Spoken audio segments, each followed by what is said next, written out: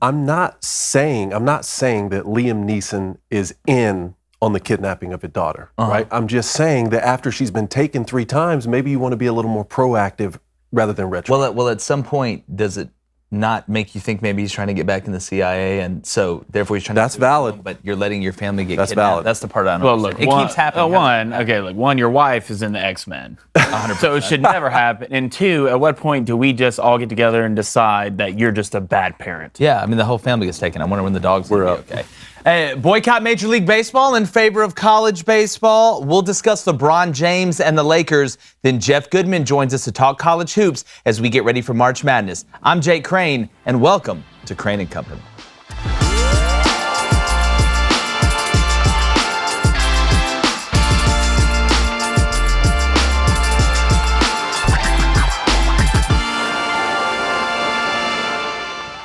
It was announced yesterday that baseball, Major League Baseball that is, will start canceling games due to Rob Manfred being aloof and the players and the owners, who there's a lot of blame to go around. I tend to side with the players a little bit more with what's been going on in baseball and all the stupid comments coming from the top, including Rob Manfred smiling at a press conference while he cancels games in a sport that you're trying to grow and trying to make bigger. But instead of talking about the expansion of the playoffs and all the problems that they're having in Major League Baseball, screw them. Let's just boycott it. The best way to hurt them is not to watch it. And we do have a great alternative.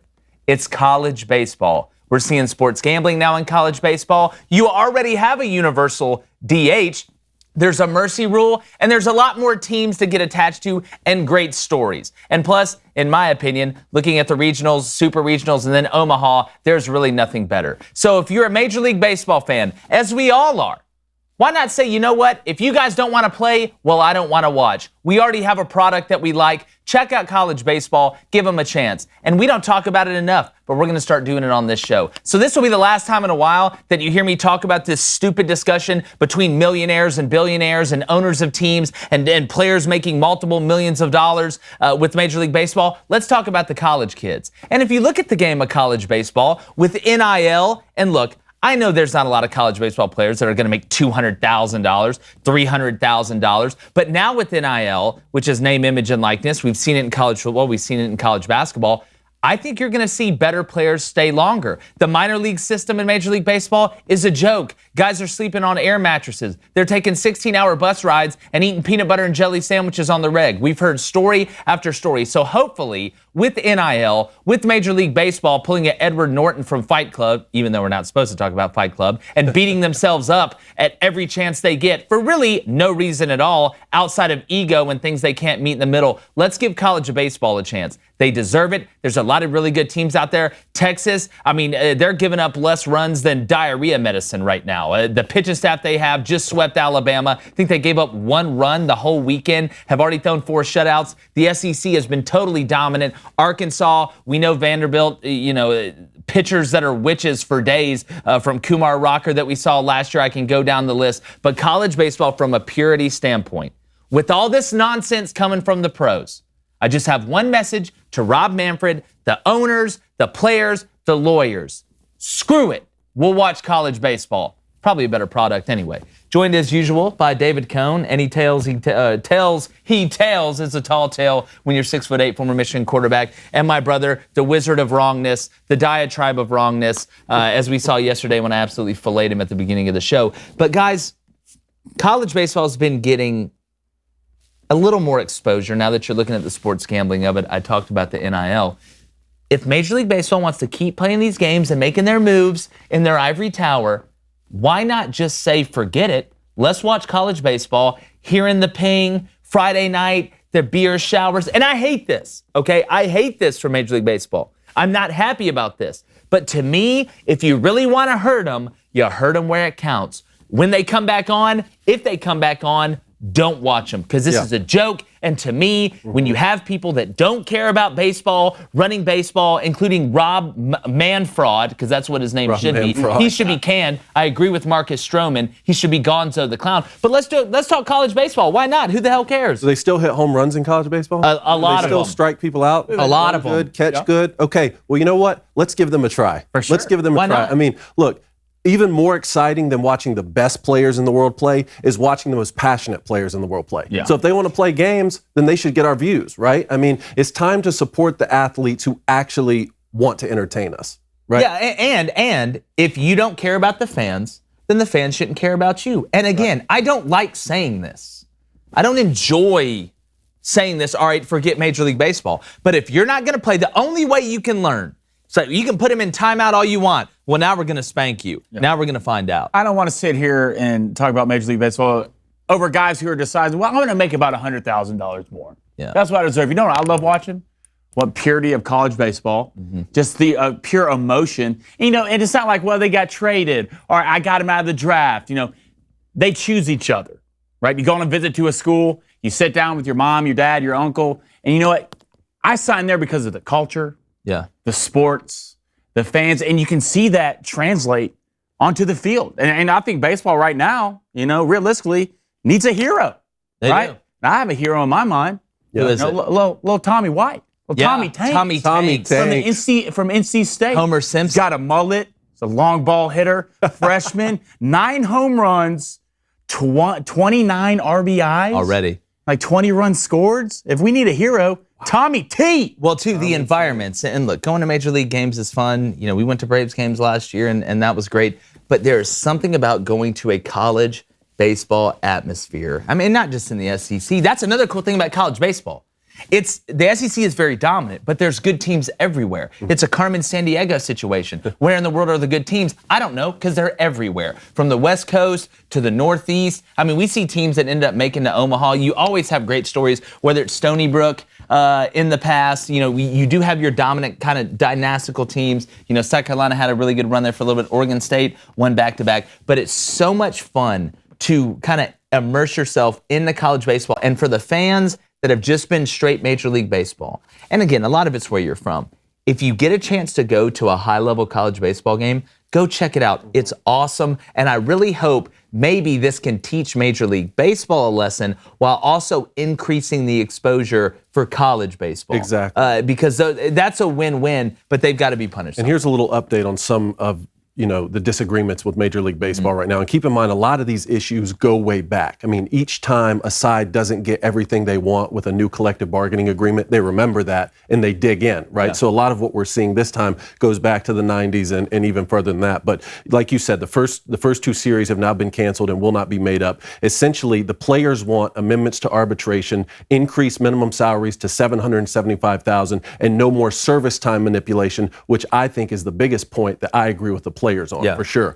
Owners want minimum salaries more around $615,000, don't want a revenue share, which seems like it could solve most of this, and they don't want to lower the arbitration age. So, look, this may be oversimplifying it, but sometimes you need to keep things simple, right? I think Major League Baseball should go to a hard salary cap, just like the NFL, I agree. Rather than this luxury tax or competitive. Well, that competitive balance tax is, they snuck in a salary cap. That's what they tried to do, and that's what it's really turned into. But you should just have a hard salary cap. Stop playing games. And go to a hard salary cap, which would be a win for the owners and for the smaller markets, right? And then do away completely with this arbitration where no one understands it and just lower the age and the number of season it takes to hit true free agency. Just like in the NFL, when you sign your rookie deal, once you're done, if you want to jump to a bigger market, you can. So that would be a huge win for the players and for some of the bigger markets. But look, it is a mess. Marty Huggins couldn't clean this thing. Yeah, bring your broom. All right? Wow. All of them are to blame.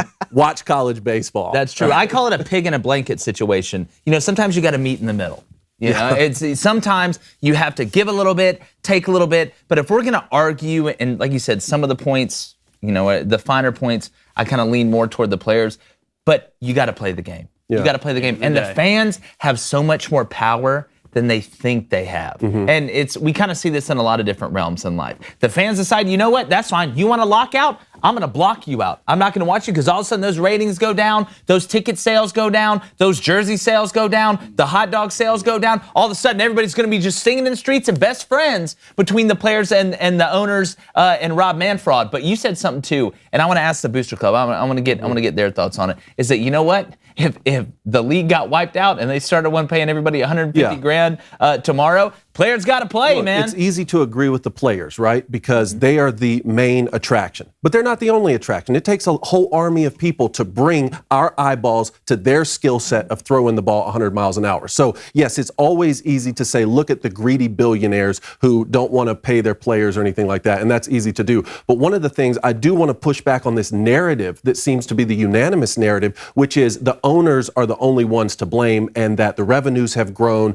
and the salaries for the players have dropped. They haven't. Okay, look, Max Scherzer, Mike Trout, Jacob deGrom, all of them make more than the entire rosters for Cleveland, Baltimore, and Pittsburgh. Okay, so the best players in the game are getting paid more. And as for minimum salaries, the minimum salaries have increased in 2017, 18, and 19, and the cost of living has increased for them in 20 and 21 per the previous CBA. Yeah. Right? This is what we had talked about with soccer at one point, I think you and I were talking about, which is, well, the previous CBA you agreed to hadn't expired up to that point and you're frustrated. So look, I get it. Figure it out. It's a mess, but I agree with you. Like, it's time. Let's boycott them. Let's boycott why not? Even when they come back, let's put our eyeballs, our purchasing power on the athletes who actually want to entertain Yeah, us. and sometimes you can triple stamp a double stamp. And Is this also, one of those cases? This is one of those rare Does the Booster cases Club where agree? the double stamp can then become triple stamp. Fair And enough. and I'm convinced Jacob DeGrom rides his Nimbus 3000 into the stadium. That dude, That I can't- That dude is a different You're not allowed to breed move a of baseball. human being. Like I that- think he moves it with his mind. It's Yeah, like a like- beautiful mind.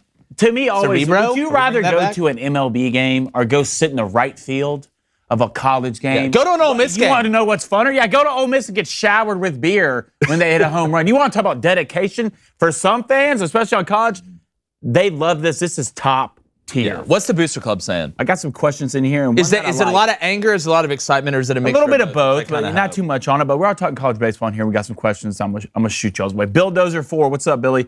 Where can you and this is a big problem in my opinion. You know, where can you actually watch college baseball games on TV though? They need to have a deal with some networks to televise these games. That's something, and we can open up Pandora's box. I've actually talked about this for a while. You know, when it gets toward the postseason and you're seeing regionals, everybody's like, this is awesome. This is amazing. Well, we need to start seeing some more of it. And I'm not just talking about on, ESPN 8 to Ocho, or read about it in Obscure Sports Quarterly. I mean, it needs to be shown more broadly. You look at the conference networks. I think the SEC network does a good job, SEC Network Plus. But we need to see more of a push to get it televised, because I promise you put it on TV, people will start to gravitate towards it. And it's not just the biggest matchups. It's not just number 4 versus number 5. It's not just number 10 versus number 11 in a big weekend or two huge brand names. It is something that if you put it on, I promise you, in the long run, I think it'll have more success and it'll be better for the sport because it's fun to watch. Yes, and that ping, man. That's one of the pros of the democratization of media, right? We're not just forced to watch whatever legacy media wants us to watch now. Wherever there's going to be the most eyeballs, they're going to be able to start streaming more and more of these games. And I agree, that's been the biggest problem. Like, how can you actually watch them? I concur, Doctor. Blaine, what else do we got? All right, we got a question here from Kyle Kennedy. What's up, Cal? Yeah. Who, in your opinion, are the top 5 college baseball stadium environments? Are you gonna give me top 5? Just give me your one. Man. Just give me 1 or 2. You look around the Swayze Field is unbelievable. And I don't want to just talk about SEC teams, but LSU's new stadium, the SEC Alex Box Alex Stadium. Box. I mean, it's a different. SEC baseball has always been huge. Baseball in the Southeast has always been huge. But you go out to Cal State Fullerton, some of the environments out there, Oregon State. That Goss, that's Goss Stadium? Yeah. To me, that's what makes college baseball beautiful, is the parity, not only with the teams and the success that they have, but the fans. I mean, I could go down a litany of SEC teams. In the ACC, you go into Clemson and places like that. Yeah. Also are big time. But I think you could pick. It's tough to put a top 5. I just wish that we could get more of them out there so more people could see it and then therefore go to it. What else we got? We got a question here from I dropped Crain the bat. Crazy. Kind of like Major League Baseball. That's, man, wooden bats.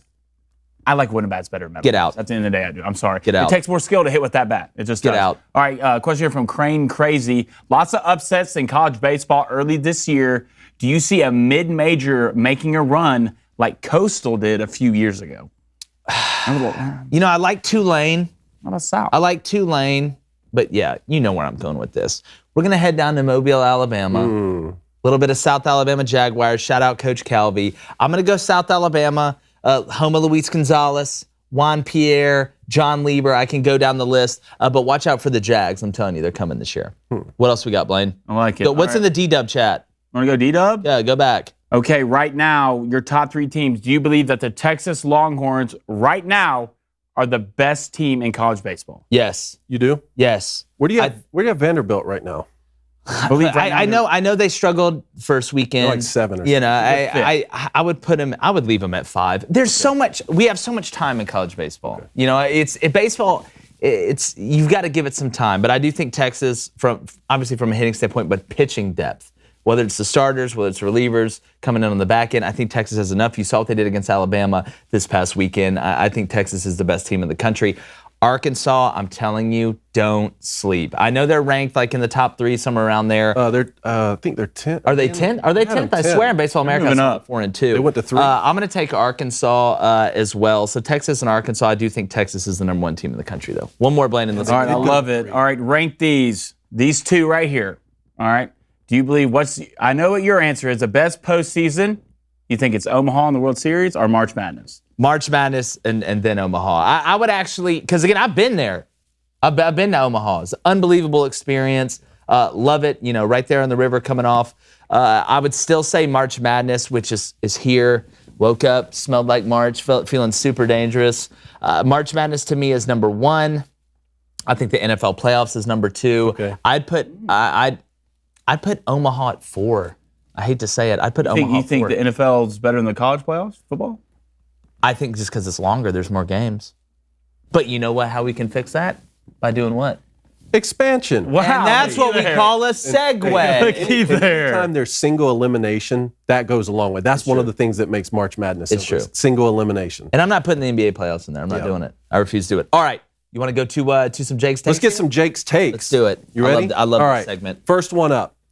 Has LeBron James lost faith in this Lakers team? Okay, we have a clip, all right, of LeBron. Brought this to my attention.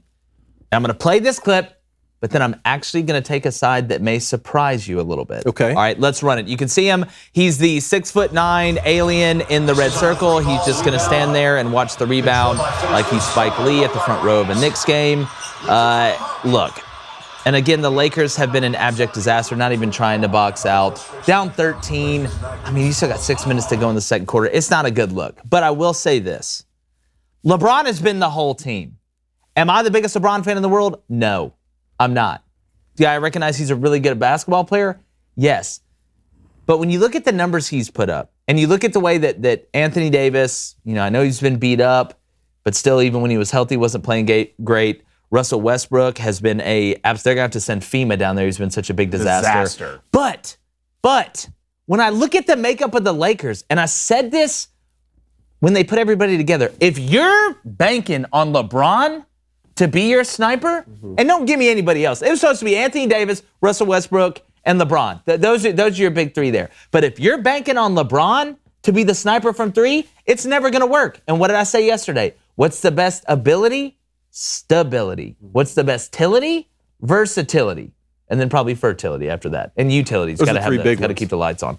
But I don't want to put too much of, even though that was a horrible clip. A lot of times that's how they play in the NBA anyway. He still had a double-double, right? He still had a double-double. So I don't want to beat up on him too bad. Like I said, am I the biggest LeBron fan when it comes to other stuff? No.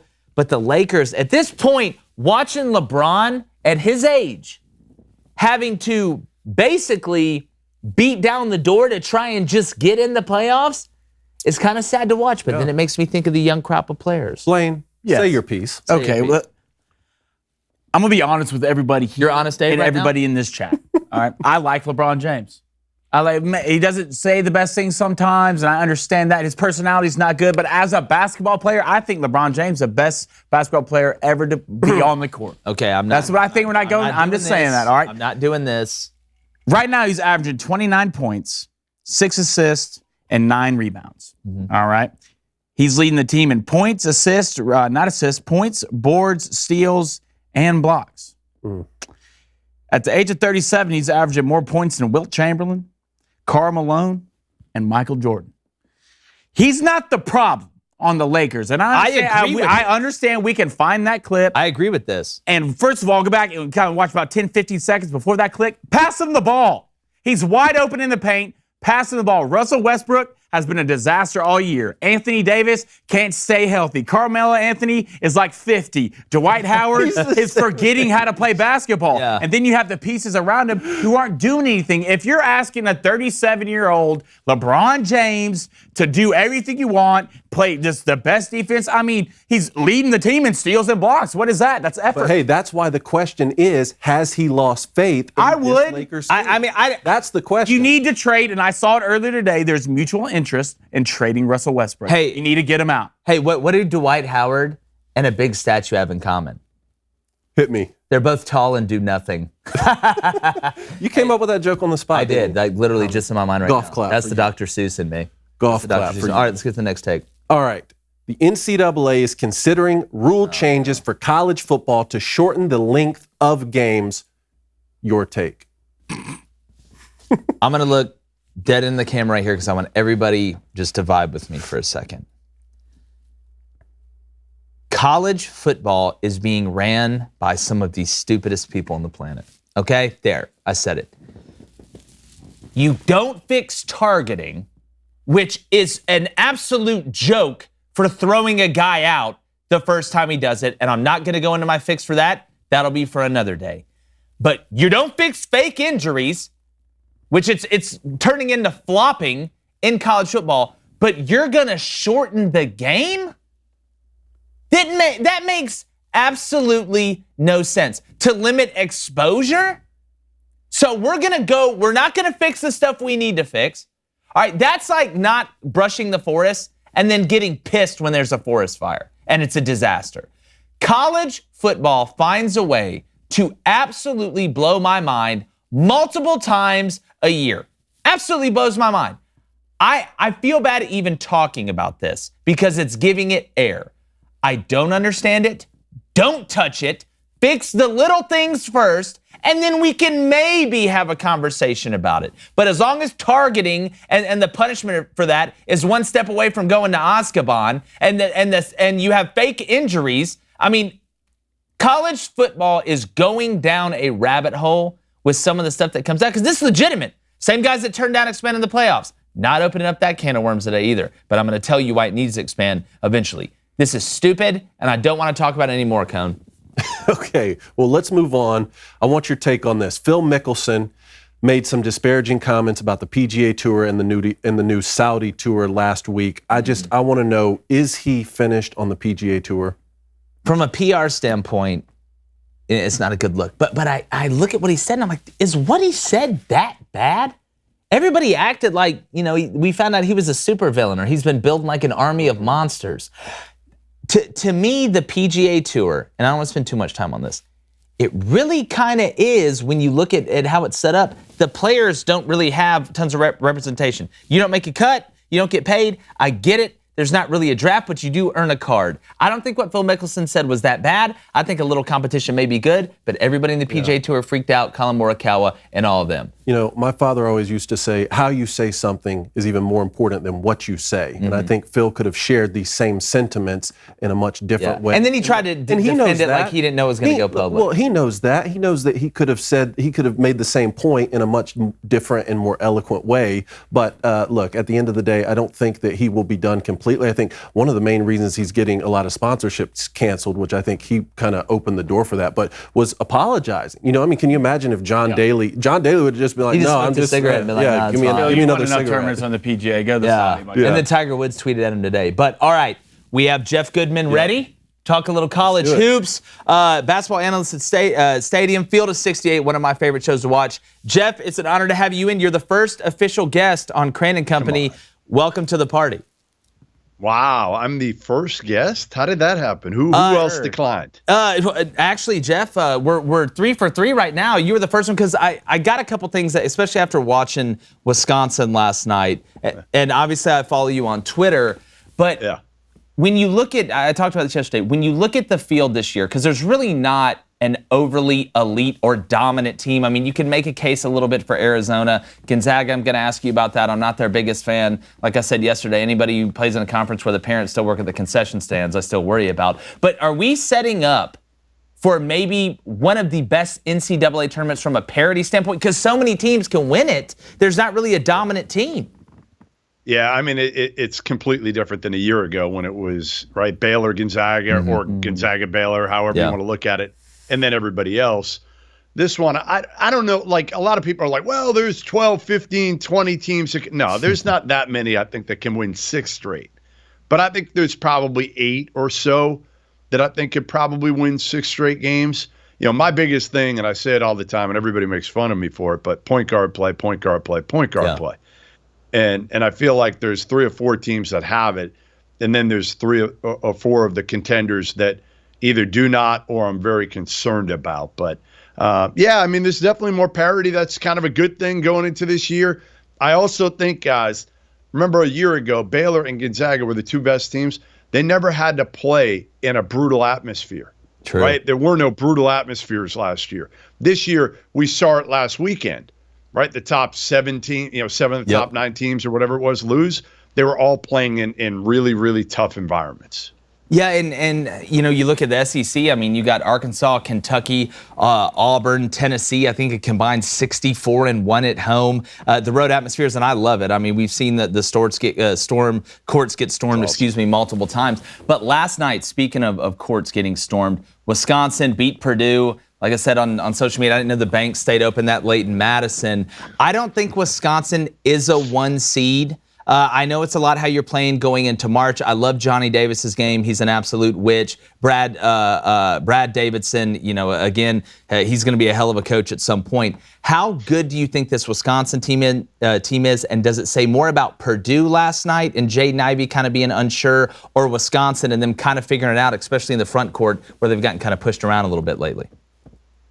Yeah, I mean, listen, Johnny Davis played hurt last night. I don't even know if Hummel and Benetti were talking about it on the broadcast as much, but they weren't sure he was going to play up until yesterday morning. So he had a foot injury. He wasn't himself. He's clearly their best player, and probably along with Oscar Tshiebwe, they're 1A and 1B for National Player of the Year. Listen, does Wisconsin, when you watch them play, do you look at them and say they're a number 1 seed? Hell no. Hell no. Am I taking them to make a deep run in March? Hell no. And I love Johnny Davis, and I think he's a lottery pick. However, if you look at it and look at what they've done, they've swept Purdue now. Yep. They beat Houston on a neutral court when Houston was actually healthy. Nobody else has. They beat St. Mary's neutral court. St. Mary's is now in like that 5 seed line. They've swept Indiana. They've beaten everybody. So the problem is they don't beat teams by enough points. So the analytics don't like them. Like, who gives I don't know Just if I win. can swear on this program. Can I swear? Yeah, you can swear. You can swear on the Bible on here. Who gives a shit? Who gives a shit how many points you win by? Did you win the damn game or did you lose the game? Yeah. I just think it's the dumbest way ever to evaluate. I went to Arizona, guys. Okay, I went to Arizona. Wisconsin's resume is clearly better than you say the WCC is weak. The Pac-12 is almost as weak. I don't disagree. Yeah, and again, it was interesting last year watching some of the Pac-12 teams make a run. I do think Arizona is one of the most complete teams when you look at the front court and the back court. But like you said, I'm not 100% sold out there at the Pac-12. But I do want to segue a little bit to the SEC. You mentioned Kentucky. To me, I think this is the best the SEC's ever been from a depth standpoint, from top to bottom. outside of Georgia, which Tom Crain, his time is limited there. But who out of Kentucky, Arkansas, Tennessee, Auburn, maybe you can throw a little bit of LSU in there. Which teams do you think out of the SEC can make a legit run to the Final Four and actually win a national championship? I think Kentucky is the one that can win 6. I think Auburn, Tennessee, even Arkansas can win 4. Again, point guard play. Kentucky's got 2 of them. They got Severe Wheeler, who is just a pass-first, speedy, defensive point guard who just makes people better. And, oh, by the way, when they lost to Auburn, if you remember, Ty played 10 minutes. Yeah. Ty Washington, their freshman combo point, whatever you want to call them. And Severe Wheeler was out for a 4-minute stretch in which I think the lead, or they were down 1, and then when he came back in, they were down 10. Mm-hmm. So when they're whole, I think Kentucky's as good as probably any team in the country right now. And to me, they're the best. They're the team you don't want to see out of the SEC. Again, point guard play, Auburn scares the shit out of me with Wendell Green. Like, he looks like a mid-major point guard over the last 6 weeks of the year. He came from Eastern Kentucky. You know, he just doesn't know how to play with great players yet. Like, get the damn ball to Jabari Smith when the game is on the line. Thank you. Now, we've been screaming that all the time. You bring up Sheboy. I said yesterday he's grabbed more boards than a surf instructor. The dude's been about as consistent as I've ever seen down low on the offense and the defensive side. Here with Jeff Goodman, you can find him the field of 68. They do a great job. Rob Doster, all the guys over there, also basketball analysts at Stadium. Blaine, get one Booster Club question ready. Jeff, a couple more, and I'm going to let you go. When you look at the field as a whole, and look at the Big Ten, Michigan, Phil Martelli taking over for suspended Juwan Howard. Rutgers has been a great story. Now, they struggled a little bit here lately, but playing them there has been absolutely lethal. But is there a team outside of, not just the Blue Bloods, but the teams we typically see have success, a mid-major that could make a run, and why is it Murray State? I mean, Murray State can because they've got three dudes. They've got experience. They've got a really good shooter in Tevin Brown. They've got a good point guard, Juice Hill, who can explode, and a experienced front court player too. So I think Murray State is a team. It depends what you consider a mid-major. Like, to me, again, St. Mary's so well coached. They have a mid-major budget. Now, they play in the same league as Gonzaga and BYU. Those, to me, aren't mid-majors because they have high major budgets and resources. So I would put, St. Mary's maybe in that mix because of Randy Bennett.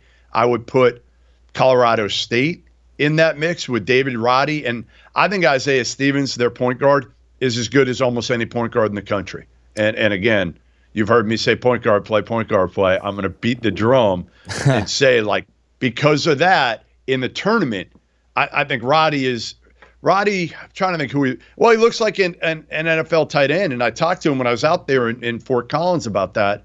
Like, are you going to look at playing the NFL if you can't get to the NBA? And he said, I'll look at anything. Yeah. Anything I can. But he's got that NFL tight end body. And there is precedent for it. We've seen it, done before and at work. Blaine, do we have a question from the Boost Club before we let Jeff out of here? Yeah, we got a question here from Smokey the Vol. Could you see the Purdue Boilermakers being one of the teams that drop early out of the NCAA tournament? I like that. Yeah, because they don't guard. I mean, it's crazy that we're saying it about a Matt Painter team, right? Like, I would go to Matt Painter practices. They'd be 3+ hours, and they would just be destroying each other. And like 95% of the practice would be all defense, right? And now he's got a team that can really score it, but they can't stop anybody. And I also think their point guard play scares me a little bit. Like, they've got good, solid guys there, but you see it. Like, you got to give the ball to Jaden Ivey at the end of the game.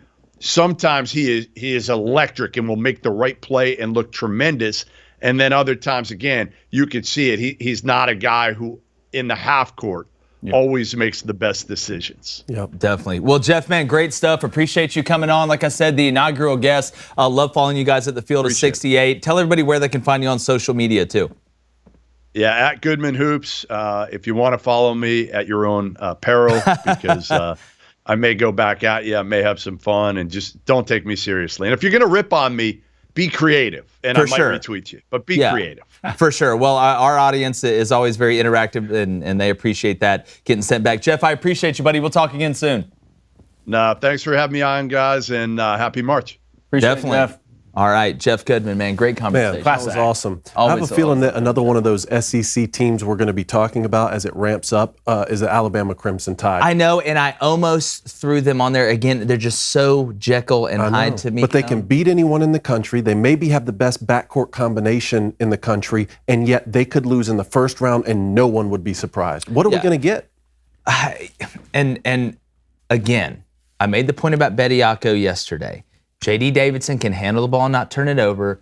Quinterly can kind of find his rhythm and even try and play good defense. Not that he can't find his rhythm offensively. Quinterly is amazing offensively. Whether it's a drive, whether it's driving to kick, whether it's driving to set other guys up, shooting the three, whether it's a step back, whether it's contested, whether it's, with arms wide open. Shout out Scott Stapp. I mean, he's a guy that can really play, and Shackelford has been really, really consistent. I do want to stay on college basketball for a second, Blaine. Or do we have another question in the Booster Club that is really tickling your fancy? No, we got a question right here that fits right with you. All right, question from Steven. Michigan had a big win against Michigan State last night. Do you think they have enough of a resume to make it in the tournament?